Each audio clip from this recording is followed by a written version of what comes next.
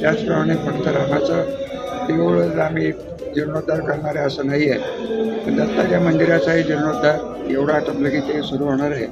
आणि एक एक करून जाणं आहे म्हणा, जावळीचं म्हणा, या सगळ्याच्याच ह्याच्या मागे लागून आपल्या फलटण तालुक्याच्या आणि संस्थांचा इतिहास हा आपण जपायचा प्रयत्न करणार आहे. फलटणच्या वैभवात भर टाकणारी ही दोन्ही मंदिरं आहेत, किंबहुना त्यांच्यामुळं फलटणचं वैभव आहे.